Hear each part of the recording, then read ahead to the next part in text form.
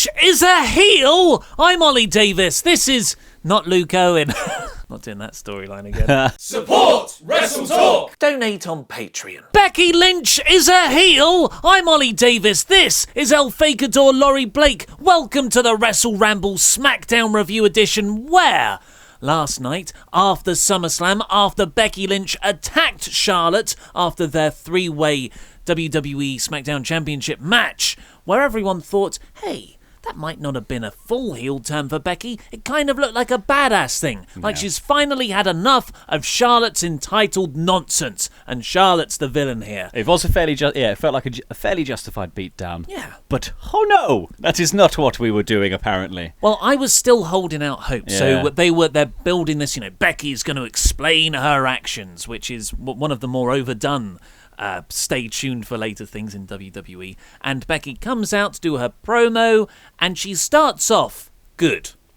Yeah, it was like the initial stuff of saying, like, I was prepared for this. I thought I was going to be the champion. I fought really hard just to get this one-on-one match with Carmella, who I feel like it would be very easy to get a one-on-one. Realistically, it should be very easy to get a one-on-one match. You've just got to beat Carmella. You've just got to, which is very easy. If you can beat Carmella, then you get a title shot.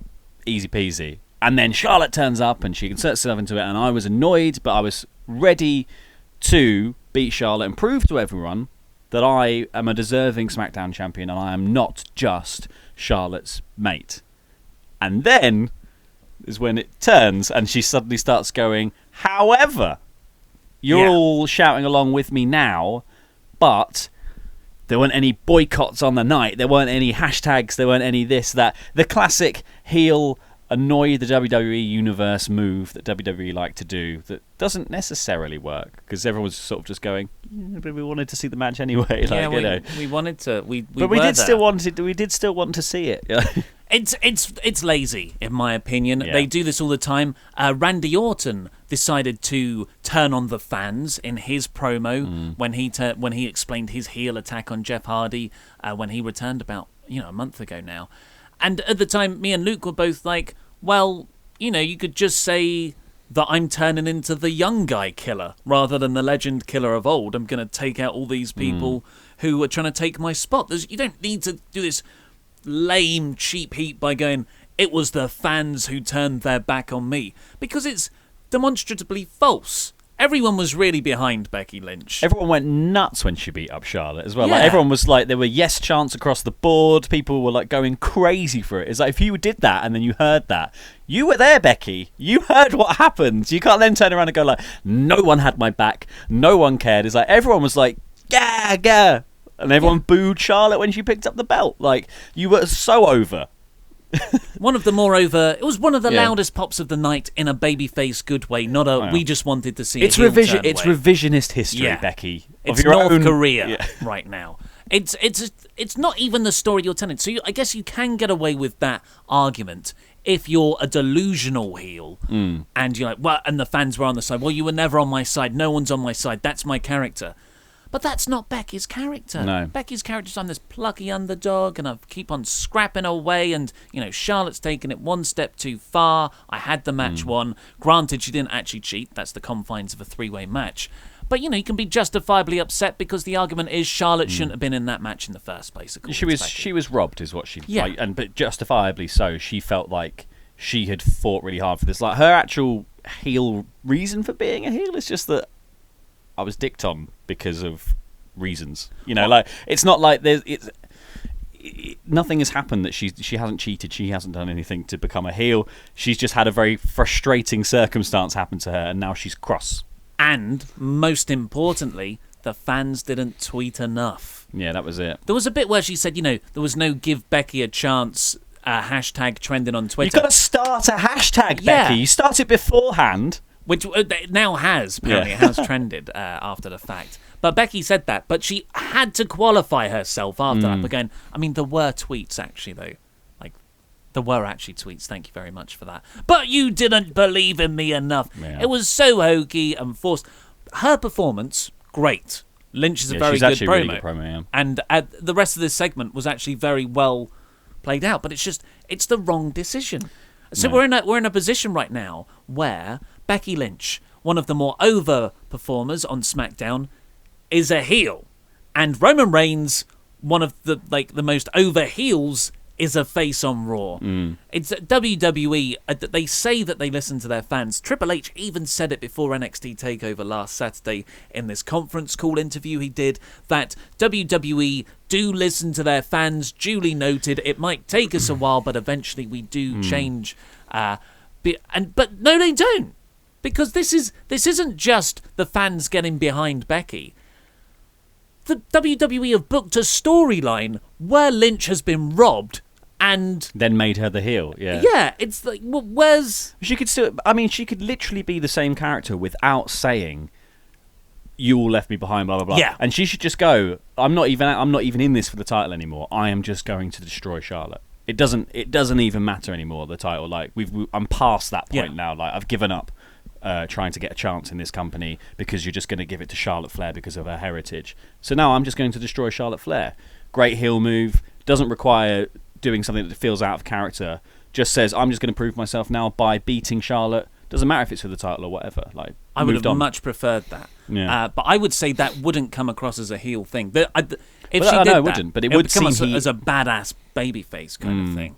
But I'm not against that. Like, you could have a badass babyface in Becky Lynch and a sort of badass heel or babyface as well in Charlotte. Yeah, That's an interesting story to tell. There doesn't always have to be a babyface and a heel. No, I guess this is the thing WWE continually forget, is like it doesn't have to be such a black and white.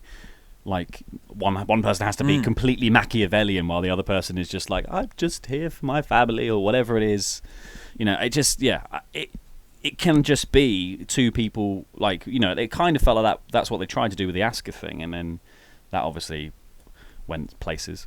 Yeah, it seemed that the line against the fans was just WWE's way to say, oh, by the way, we definitely see her as this. She's definitely a heel character to us, no matter what you chant. Like, that's what that line is.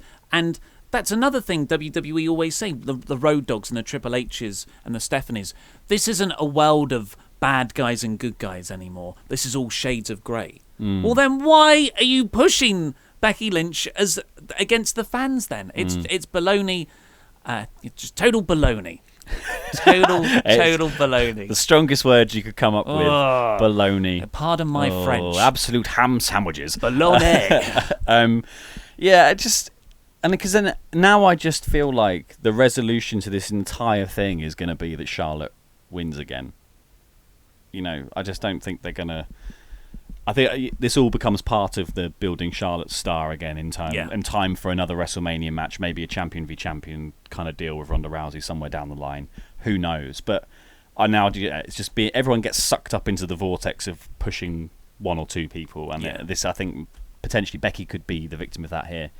On the show, though, they then so Charlotte does come out after Becky cuts her promo and says, "Oh, the fans," and then Charlotte comes out, takes off the belt, gloats with it for a bit, which I thought was a bit heely. She was like, "Oh, this." I thought she looked cool. It looked cool, but I thought that was a bit of a... I think that was a badass baby face. And then she chucks it down, takes her jacket off, runs in the ring, and it's a pull-apart brawl. On the largest heels. So she kind of like...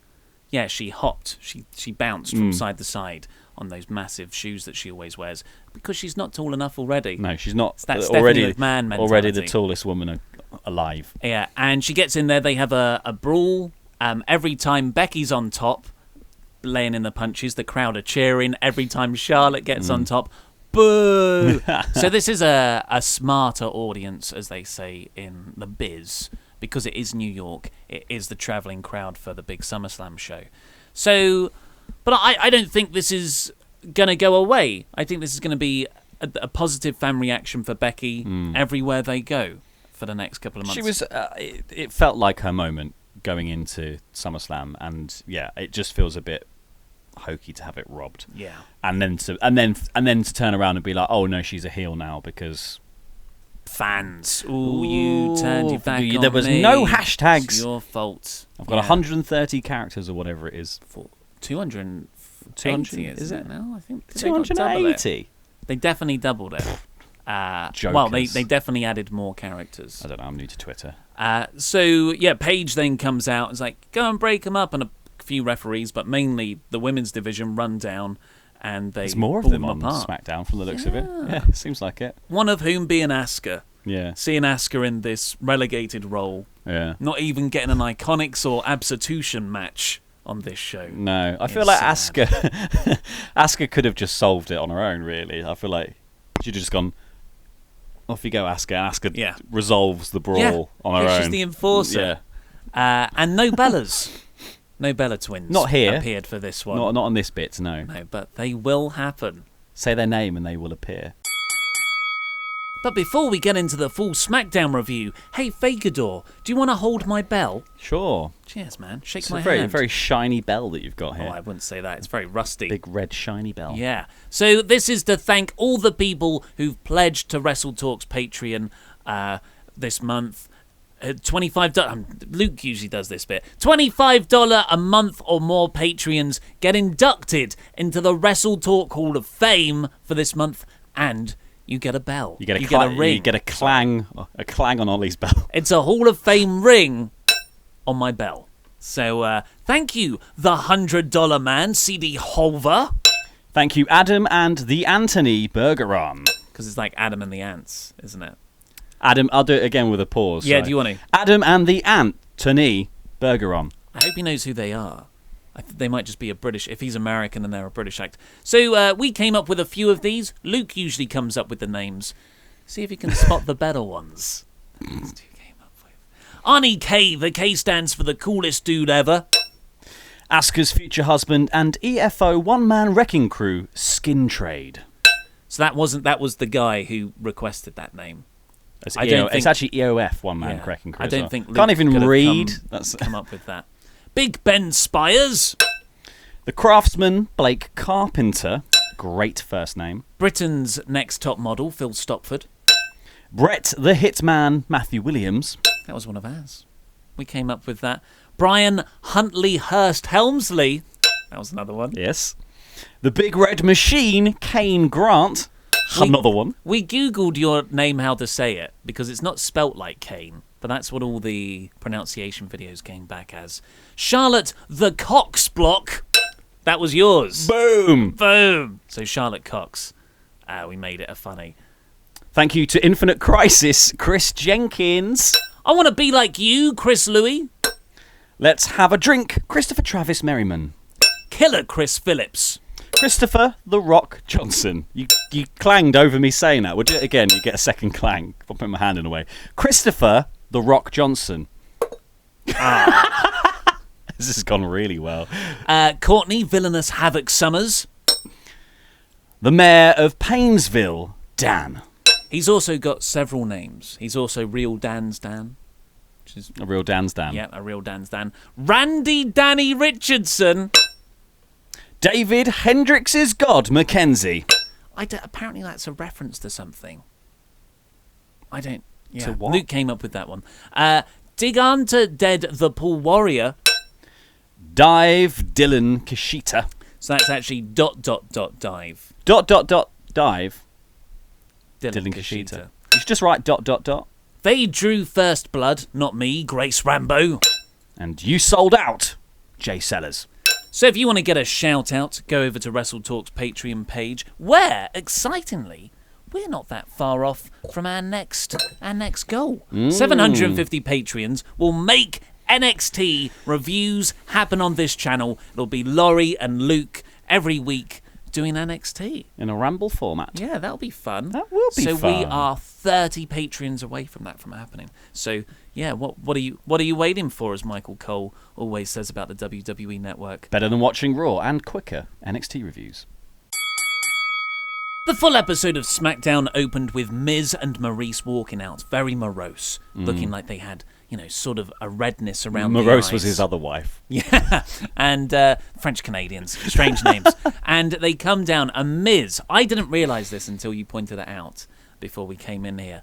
Miz cuts this promo announcing his retirement, and you said these are verbatim the exact words that Daniel Bryan he's did. quoting. So he comes out and he says something happened, and it's with a heavy heart and great sadness, or words to that effect. And these are the words that Daniel Bryan used from all, and you've seen it on all of the promos to build up to SummerSlam. Like, he's quoting Daniel Bryan. The crowd are super into the idea of Miz retiring. and I don't think they're necessarily on like getting that it's the Bryan reference, picking up on the subtleties. And then he goes and says, "I'm retiring from ever facing Daniel Bryan again because I beat him at SummerSlam." It was a great. It was swerve. really good, and it was well acted for it was a good callback. It was well acted. I really enjoyed all of this bit. Yeah, Miz and Bryan. I feel like they're leading the charge on this, or maybe they've got a Ryan Ward or a really good producer for their storyline, because it's the attention to detail is really, really smart. Unfortunately, it's sometimes overshadowed by "I'm going to chuck a baby at you." Well, yeah, it seems like every time they start off all of these promos and all of these things happen, and it's brilliant and it's really well done, and there's all these callbacks and all of this interweaving thread of plot, and then they get to the end and they just go every single time and here again it is fumbled mahusively. Yeah, so Miz does that, and then Bryan comes out and just keeps shouting "coward." Yeah, Miz is also building up how he's got the hardest punch in WWE, which is really funny because of course it was the brass knucks he won by, not through any physical fist strength. King Canucks. And Bryan cuts a pretty good line. He comes out, he says "coward," like you recalled, and then he says, "You're nothing but a wannabe Hollywood star cosplaying as a wrestler." And Maryse is like, "Well, you should change your name to Daniel Bella." As soon as she said that, I was like, she's goddamn here, isn't she? Because if you say their name, they appear. Yeah. Especially at the moment. Yeah. You cannot move for Bella Twins on WWE TV. So that happens, and then I had this sort of flashback before it happened, like a Spidey sense that something terrible was going to happen.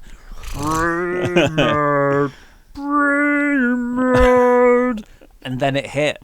Brie mode. Do you think I've always thought this, but I haven't actually been running this channel since Brie Bella's been properly active. So I never got to do this, but it sounds like she's in slow motion. She wrestles like she's in slow motion. She kind of speaks like she's in on 0.8 speed, and that intro to her music is just like, "Don't get excited." That's all it says to me.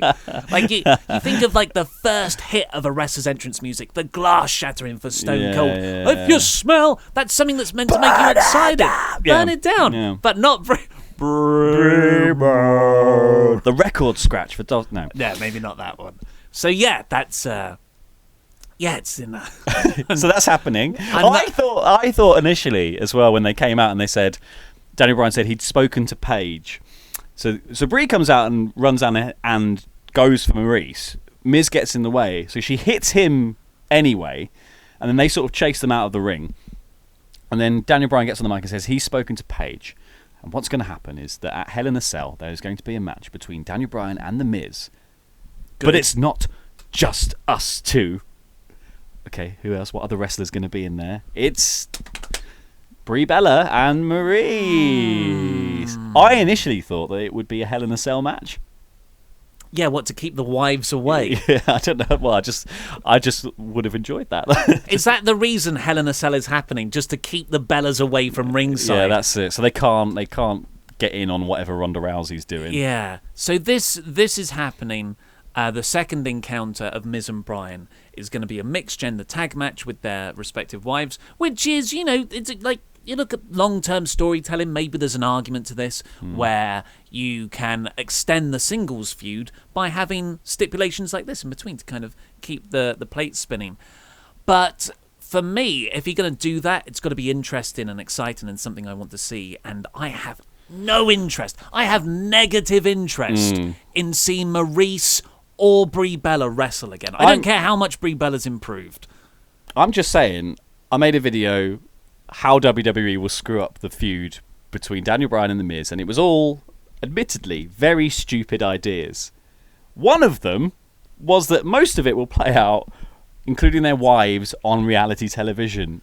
This is almost that. Yeah. If anything that I said in that video comes true, I'm king of booking. Yeah, well, king of booking. The king of terrible booking. It's that's the next New Japan tournament. King of terrible booking. King of terrible booking. Terrible booking king. Yeah, a massive trophy. I'm not looking forward to this. I just every new development in the last couple of days about the Bryan Miz feud is making me more and more depressed about how badly Bryan's return from retirement has been botched. We talked about this in the SummerSlam review, how Bryan returns after 2 years out. This is a privilege to have this man back in the ring. And he's in that lame match with Shane McMahon and Owens and Zayn at WrestleMania. The big Cass feud. Now, the Miz feud is good. Like, that's what I would have gone out the gate with, just to get that out of the way and then put him in the title picture. But now this is going to go on forever. I think I read somewhere that Super Showdown, it's been announced them two for a number one contender shot at the title. That's good. Like, yeah, that's something. At least it leads someone that's not too far away, I guess. 2 months away. Yeah, I guess it's not, it's a shame. And I think and it also becomes partly sort of stuck in the what's happening with the contract. He hasn't re-signed. But it's even weirder in this scenario to book him so badly and then to let him literally at SummerSlam say, "Oh, my whole return's been a bust," all this stuff, like, and then in interviews outside of the company and outside of kayfabe, he's saying, "What makes you think this company could book this feud long term?" Blah blah blah. Like, the number of Fs that Daniel Bryan gives is negative. Like, why should he give any Fs if this is what's happening? Maybe it's another way to spin off a Brie Maryse feud at Evolution. I don't know. Cool. Yeah. I'm into it. Yeah, so Maryse will be wrestling 5 months after she gave birth, which is a quite impressive feat. But overall, I've got no interest in seeing this match. It's, Brie mode. Next up, we had Randy Orton taking on Jeff Hardy, your favourite matchup of recent times. Then we got, before the match happened, we got a bit of Jeff backstage being spooky, doing his thing that I absolutely hate. Hey, you see these eyes? They're not my real eyes! Got you again. He looked like... must be a great uncle. He looked like he was in Wicked this week, Yeah. Which is funny, because he defies gravity. So, Wicked was a Broadway thing, wasn't it, before it was here? We don't have to explain that to all American viewers. So this started before a commercial break, and when it comes back, Orton is going for Jeff's ear piercing again, which is still grotesque. And then strange fetish to have. Yeah, Jeff snaps, better than shaking hands, allegedly. Jeff snaps and gives Randy a low blow, which is what you get for hanging out with Nakamura too much. It's quite a painful looking one as well. It's a proper stomp, isn't it? Yeah, stomp. Randy's on his back. He holds him up like he's going to do his normal leg drop thing, which also is a low blow, I get. Yeah, I've never understood how that works. The rules for low blows are very... drop as well. And then he actually just stamps him. And then it turns into sort of... And then it's an outside brawl.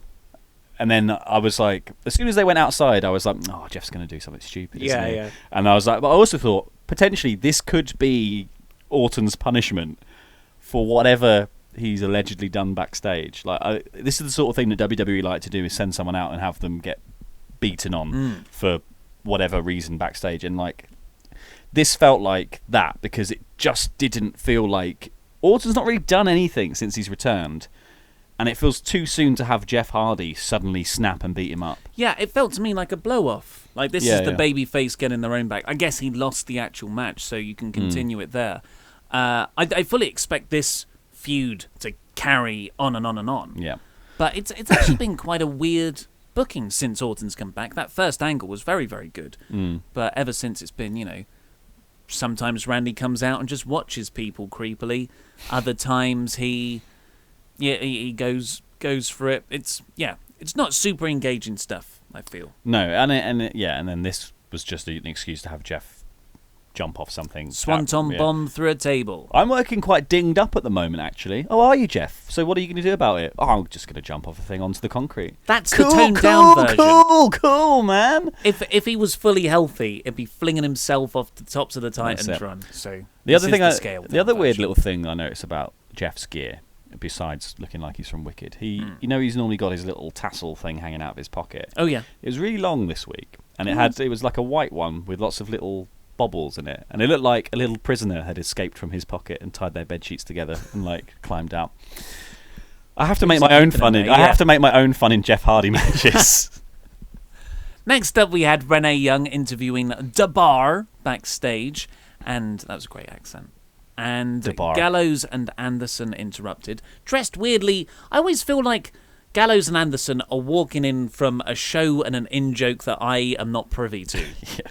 Because they've always got something fun going on. I'm like, they look like they're having fun. I think I because wish I knew what it was about. Because they have to spend 2 hours a week hanging around an arena not doing anything. Yeah. Well, just everything. I imagine if you watch every single WWE.com clip, you'd be like, ha, Gallows and Anderson, from the fun they were having earlier. But when they actually come onto mainstream continuity, it's just a bit like confusing. So they're dressed all in black suits and silly glasses, and they set up a match for next week.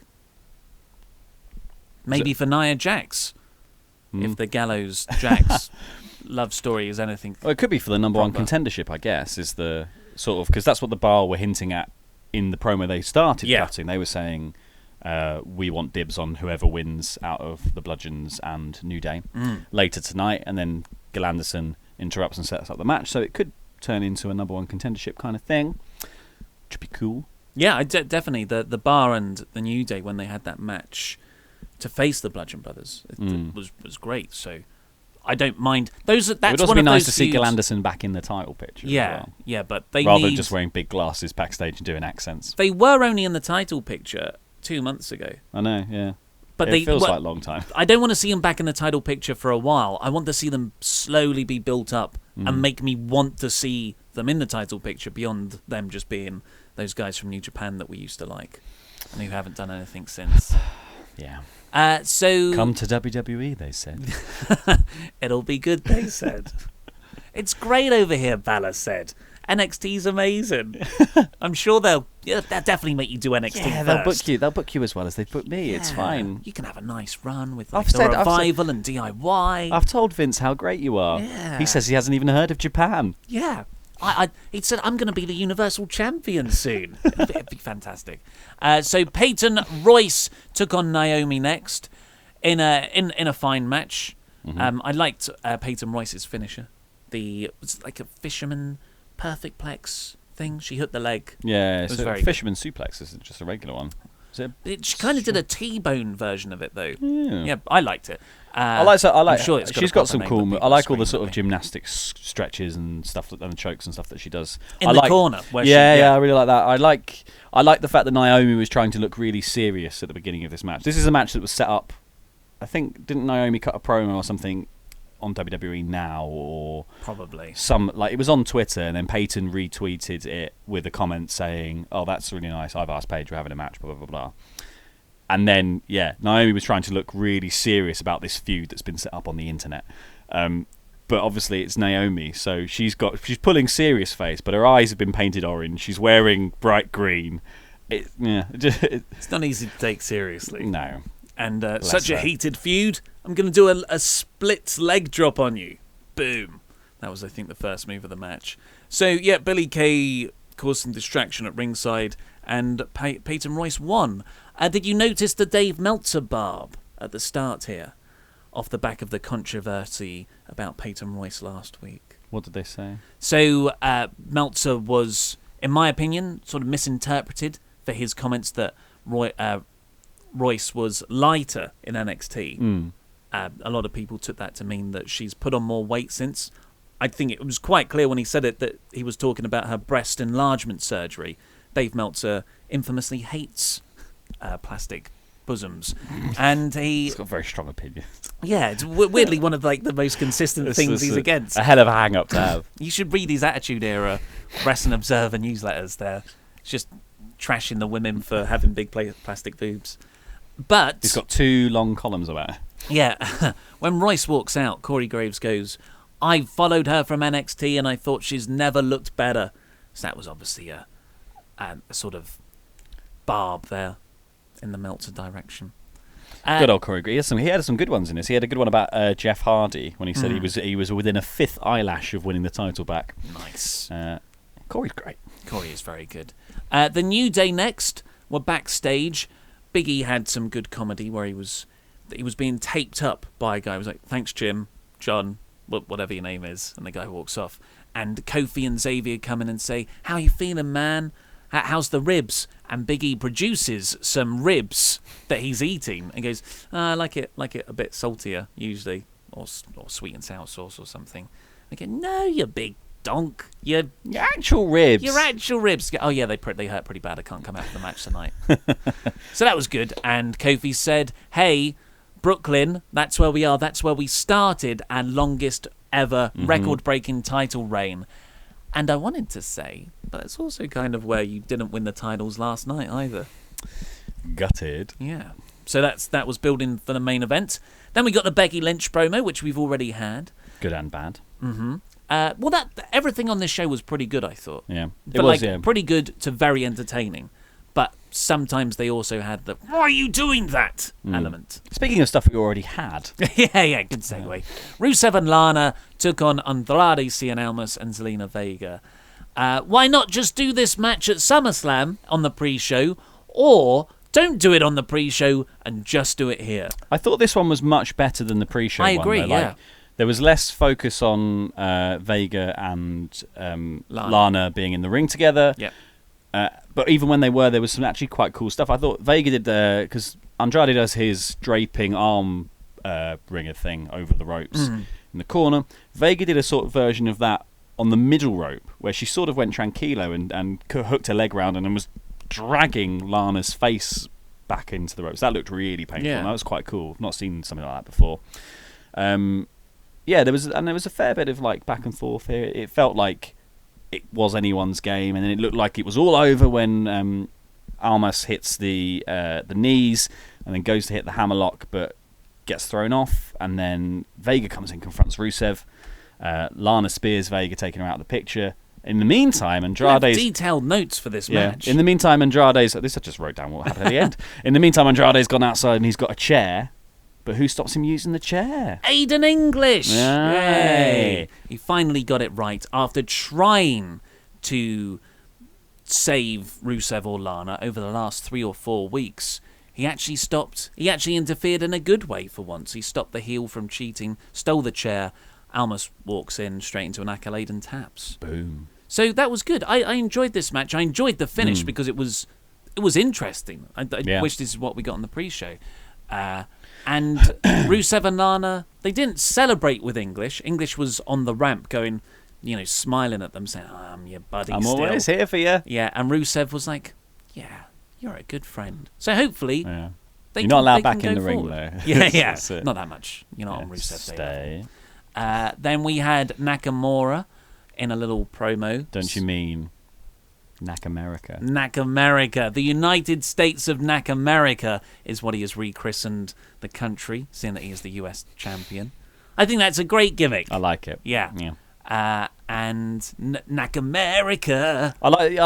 Yeah. Yeah, but this is the classic promo. This is sort of the classic character they always do with any foreign US champ. Is I'm now the hero of America. Kevin Owens did the exact same thing, the face of America thing, which was great for a very short while. Yeah. And it only lasted a very short while. But yeah, this is kind of their go-to stance with the US belt. I think it will work for Nakamura, though. I think he's obnoxious enough that I think it's going to work. He's so good and so oozing with charisma that he has been able to make all of his heel bits work so far. Even he got the low blow over really, really well. Next up, we had my favourite bit of the night by a long, long way. Yeah, might be my favourite bit of the whole week, even above the Shield reunion. Really? Yes. When are you starting your week? On Sunday. Oh, Sunday. Yeah, the so last not 3 say days. we're not Takeover. Yeah, fine. Takeover last week. From when All SummerSlam of Takeover was the best bit of last week. From when SummerSlam took it to another level. That other level is where I'm taking it from. Yeah, that's the start of the week. Sunday, but people take Sunday as the start of the week sometimes. Yeah, no, they obviously do. So AJ Styles is at the top of the entrance ramp doing this interview with Renee Young. On a special stage. Which is the only time I've seen them do this before is when Big Cass did that promo that didn't stop for 15 minutes and was apparently one of the reasons he got released, because he was just like, yeah, well, I don't want to read the script. I'm gonna freestyle it a bit, and he went on forever because of that. And yeah, but it was great because AJ cuts this quite serious promo saying, the next time Joe mentions Wendy's name, which is his wife, I'm going to rip his heart out. As soon as he says that, a little hand comes up from under the ramp and drags AJ off, chokes him out, and Joe looks into the camera, grabs the camera lens, and screams, "Ooh, Wendy!" It was great. Yeah, he said, we've all been making promises this evening, and promised Daddy's coming home for bedtime. Well, looks like he's already gone night-night, and he picks up the unconscious AJ Styles and holds him to the camera, and then just puts him down and walks off. It's so good. Yes, I can't believe I've done such a 180 on this feud after being like, the letter, come on. I love it now. AJ and Joe is awesome. They had a great match. Joe just needs to be let talk, doesn't he? He's so good. Like I was watching the pre-show for SummerSlam, and he did cut a promo on that. They had an actual interview of him. He's unbelievable. Like they kept trying to interrupt to ask the questions they were like being prompted to ask. Yeah, and he was just going, they just couldn't, because there was no break in what he was saying that was like, oh, this would be a good place to insert a question from Booker T, like while Joe just cuts this amazing promo on AJ Styles. He's so unbelievably good. It's because he feels authentic. Yeah, it's like he seems legitimately tough guy. Like the Miz, I'm not scared of the Miz in real life. I'm sure he could totally kick my ass. Most people could. But Samoa Joe, I'm scared when he's just on the camera. Yeah, because he genuinely seems like a tough guy who you can believe in as an ass kicker. When I saw him live, I've only seen him live once. I was amazed at how tall he is. Yeah, because I always thought, X Division, surely they're not that tall, but he's like over 6 foot and enormous. Yeah, in that big Samoan build way. Love Joe. It's my favourite thing in WWE right now, AJ and Joe. I think he's always sweating, and that's part of, like, I think that also ups the intensity of like definitely. Joe's look is that he's always just dripping wet, going. Next up, we had Carmella and Paige backstage. Carmella just lost her SmackDown Women's title. She might as well have moonwalked in here. She was smiling and like, "Hey, Paige, give me that rematch that I want against Charlotte." I guess she does have a clause though, so that's why she's so happy. Yeah, that's fine. Like, she didn't even get pinned. No, like she's got a legit grievance there to be very angry at Paige. Like, she could go, I could have beaten Becky if it was just one-on-one. I took it as being like a suck up though. I took it more as that sort of like she was trying to sort of ass kiss her way to getting another shot, and then obviously Paige shuts her down. And says there's and what did she say? She said, you look like you've lost 10 pounds. Yeah. Of gold from around your waist. Oh, snap. But then Carmella says, don't title shame me, which I thought that's actually quite a good line. That is a good line. But it's Carmella versus Charlotte next week, isn't it? I believe so, yeah. Okay, so yeah, she is getting that rematch. Yes. And then she will probably get involved. Someone else got involved in the promo. R-Truth came out, still looking for that match against Carmella, because that's how you get a shot at the US title around here. You got to pin Carmella. It was great comedy. It was good. And then when Carmella walks off, you hear her go, "Put me down, R-Truth." And he goes, "What's up?" So good. R-Truth is really good. He should. He's fun. I can't believe I'm saying this in 2018, but I wish he was more of a featured performer on SmackDown. Yeah. Like, as a wrestler as well, he still can go. And then the main event was the New Day beating the Bludgeon Brothers. They come out with Big E, but Big E's like, I will let you fight because I am injured, which I guess is a good way because it's a no DQ match. So you kind of want a reason why the baby faces wouldn't just have have 3 people on it. 3 people. And get brawling right away over the commentary desk. New Day get a ladder, but Harper and Rowan take them out. They start chucking in the chairs. Kofi does this tornado DDT on Harper onto a chair. It's chaos outside, and all the while I'm thinking, Rowan's injured. He kept I was looking at him and being like, which arm is it? As well, because he was sort of favouring one to take hits on for a while, and then there's a bit where he puts himself through the barricade and it's the other one, and then there's a bit where he runs into the post and it's the other one. And I was like, I mean, you could tell he was being safer than usual in certain moves. So like when he was doing like the charges and the splashes, he was going slower than normal. They normally wing him directly. And same as when like they normally do the whip, the Irish whip, and Harper wasn't Irish whipping Rowan. He just pushed him, and then Rowan ran on his own. He was like, okay, and he's like, the slap me bit, and he was like, slap me again, slapped him 3 times, and he was just pushed him in the direction. Yeah. And I thought Harper did a lot more of, like, he wrestled 75% of the match for the Bludgeon Brothers. But that's like taking nothing away from Rowan. He's, all reports say he's got a torn bicep. Yes, and to go out there and have a no DQ match just to pass over the title. Well, he did some absolute, and like putting himself through the barricade and stuff, like, there's no way you would do that if you're a normal person. Torn bicep. There's another great Corey Graves line in this when he says, putting the Bludgeon Brothers in a no DQ match is like giving King Kong a chainsaw or giving Godzilla a machine gun. Yeah. It's just it's unnecessary. And, I guess that they build it up because the Bludgeon Brothers got DQ'd at SummerSlam. Yes, absolutely, so, It does make storyline sense, although that is a good Corey line. So that probably will write Rowan out for a bit, that spot. I don't know how much attention they'll draw to that like moment, because you kind of want to build the Bludgeon Brothers as this team that don't get injured. They're too big for that. But Harper's in the ring. It depends on what they're going to do with Harper now, though, I guess, is the thing, because it's like if it's a torn bicep, as is being reported at the moment, it could be 6 months. So they're not just going to put Harper on ice for 6 months especially after he's been injured for so long recently as well. Like, he's going to be gasping to get in the ring. Do you want to hear what I want to happen that won't happen? Go for it. Send him to Raw. Bray Wyatt is also doing nothing at the moment after Matt Hardy's out injured too. Braun Strowman needs some backup against the Shield. Oh, no, I'd love to see that. Recapture that magic of the Wyatt family against the Shield from 2013. If anything, Braun Strowman is a much better wrestler than Eric Rowan was back in 2013. Arguably, he's surpassed Rowan now as well. I thought that could be. They won't do it. Well, there's hints. I saw hints earlier. I couldn't tell you where from. I was just looking around, but it was. There were hints earlier that Bray Wyatt is billed to be teaming with Braun at some point coming up. Well, Bray retweeted. That was it. Yeah, Bray retweeted his own tweet from around 2013, which was saying, watch out, the Shield. The Wyatt family are coming for you. So I hope so. Because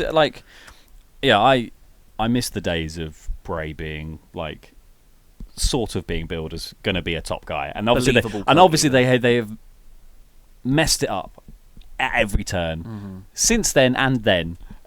So I would love to give him a proper go at things. Like, I loved it when he won the SmackDown Championship for a month. But like, I genuinely popped when that happened. I was like, oh my god, finally! And then then the Orton feud was useless and all that stuff. But he's a believable top guy, especially if they book the right people around him as the cult, because that's him protected behind the cult's brilliant. And then the idea can be that the further you get through the cult, you then get to him, and he's like the final boss, and he's really good. Like, totally. Yeah. You don't overexpose him because he doesn't wrestle all the time, kind of like what they used to do with Eric Young. Like the guy at the end of Streets of Rage, where he gets out of the wheelchair and he's got a machine gun and stuff, and you're like, oh, he's really good. He's mental. So there's other spots we haven't talked about in this. There was one where 2 chairs are set up by the Bludgeon Brothers, a ladder's put across them, and Kofi Kingston is slammed right on, but by both Bludgeon Brothers. So they were going for Xavier Woods, weren't they? So they had Xavier, and they're about to do the crucifix bomb. Kofi jumps off the top, but he's caught, and then he takes the bomb. Sort of sacrifices himself. I bet usually in those bits you'd expect the ladder to break. So it must have sucked even worse for Kofi to take that. Yeah, he just bump. rolled off, didn't he? But in the end, Harper was knocked down and he was put on this table that was set up earlier. Kofi's holding him down, and Xavier Woods really far up, down, down elbow for the win. 5-time tag team champions, and great. It was a really good match, and it would have been almost imperceptible that Rowan was injured had you not known going into it. Yeah. And what a guy for doing that, and doing it that way, especially to sort of give the title to the New Day and letting them go over really, really well. Yeah, Definitely. It was great. It was so good. Yeah, and it was just the cap of a very enjoyable episode of SmackDown. That, of course, there were those problems, but actually, even when you watch those segments with the Bryan stuff and the Becky Lynch stuff, it was still really fun to watch. Yeah. Just, I disagree with the booking direction. So overall, I gave this a very solid 4 out of 5. Yeah. I agree. Agree? I agree entirely. Well, that's all we've got time for today. Please click the videos that have just appeared on our laps to catch up with the latest WrestleTalk videos, and press this button here, which will make you a WrestleTalk pledge hammer on Patreon, where you can get access to loads of exclusive podcasts, and hey, maybe even get a shout out on the show. I'm Ollie Davis, this has been El Fakador, and that was Rambling.